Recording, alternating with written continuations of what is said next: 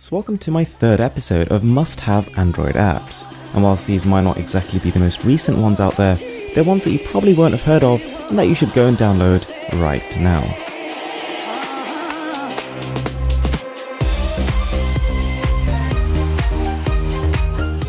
So let's kick things off with Orbital Key, and yeah, on the face of it, this is a standard keyboard application. It's based off Google's stock one, so it's got all the similar sort of dictionaries and correction methods that one does. But the real ace up its sleeve lies in the customization.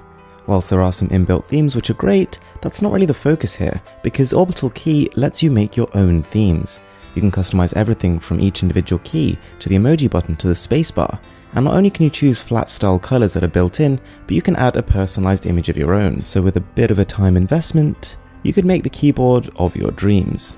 So to be honest, I'm not normally much of a fan of weather widgets. I think they look a little bit messy, a little bit cluttered on your home screen. But the Google Now weather widgets for Zooper, whilst there are only 3 in the pack, genuinely look very nice. They look like they were built by Google themselves, contain a lot of information, and also offer a material design. So then we've got an application called Dumpster, and after you start using it, you'll kind of think to yourself, where was this my whole life?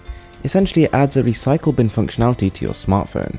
So all those times you accidentally delete a photo or video that you really genuinely wanted to keep, you go into the Dumpster application, tap on it, and then click restore. With the free version, you're pretty much limited to that, but with the premium, you've got the option to back up everything you delete onto the cloud, which is a double-edged blade really, because you've got the security of having everything backed up, but at the same time it's not going to clutter up your phone. So then we've got a wallpaper application called Frame, and the wallpapers here are genuinely really high quality. They've got a consistent theme of minimalism, of cleanliness, a bit of industrial design thrown in there, and the user interface is just beautiful.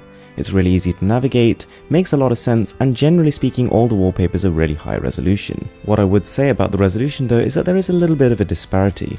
While some of them are great all the way up to 4K panels, other ones aren't going to look great on anything above 1080p.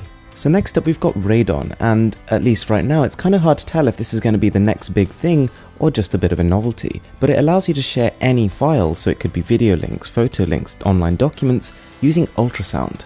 And yeah, you heard that right, so it skips Bluetooth, it skips NFC, doesn't need Wi-Fi, and simply you go into the application you want, for example YouTube, click share, and then any nearby device using the Radon app can pick up that signal. So it's not like Dropbox where you're sending and receiving downloaded files, but it's more of an online only resource. So next up is the super simple Storage Quick Tile.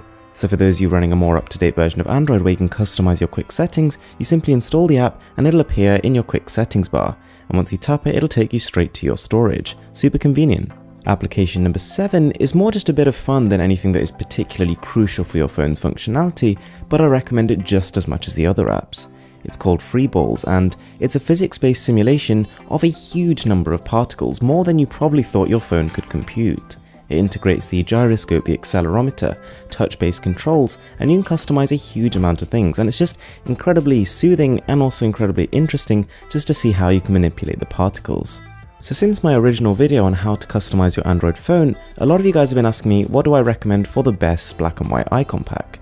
And yes, we've got the classic, which is Wycons, but we've also got one here called Casat Mata UI. And it's probably not quite as striking, but the muted tones actually help it suit better in more industrial minimalist setups. It's very clean, but you just need to make sure you pair it with a wallpaper that lets the icon stand out. Next up, Ivy. And in my opinion, this is the #1 sidebar for your smartphone.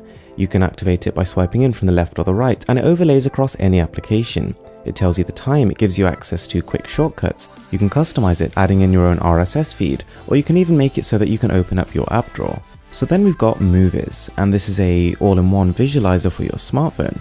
It displays on your navigation bar and surprisingly doesn't actually require root. So once you've installed it, every time you play a piece of music or watch a video in applications like YouTube or Spotify, it will show an audio visualizer which responds to the music that's playing.